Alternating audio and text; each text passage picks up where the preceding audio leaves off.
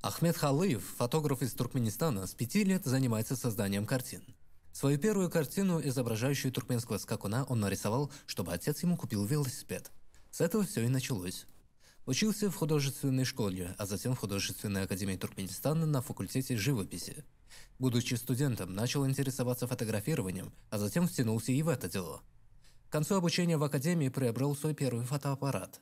В художестве больше всего любит рисовать коней, а при фотографировании больше увлекается астрофотографированием. Напомним, что в этом году работа Ахмеда Халыева под названием Star Trek была включена в топ-10% лучших фотографий на конкурсе 35 Awards.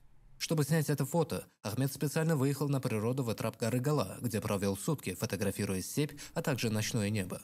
На вышеуказанный конкурс решил отправить именно этот снимок, изображающий ночное небо со звездами, Млечный Путь и степь, так как Ахмед вложил в него немало усилий. У фотографа есть также своя коллекция антикварных фотоаппаратов и фотообъективов различных моделей.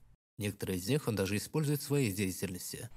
В будущих проектах у меня стоит задача показать красоту нашего национального костюма, национального духа, так сказать, и нашего региона, чтобы воспеть красоту нашего края и чтобы весь мир знал, как прекрасен, как красив наш родимый край.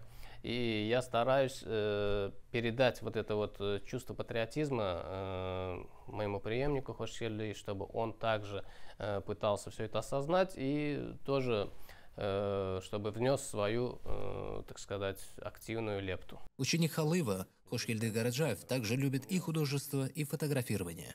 Он больше всего увлекается фотографированием национальной одежды туркмен, а рисовать больше всего предпочитает природные пейзажи. Halifem Ahmet Halif ile birlikte işleyəz, belə dörücülük işlərinə qatlaşas.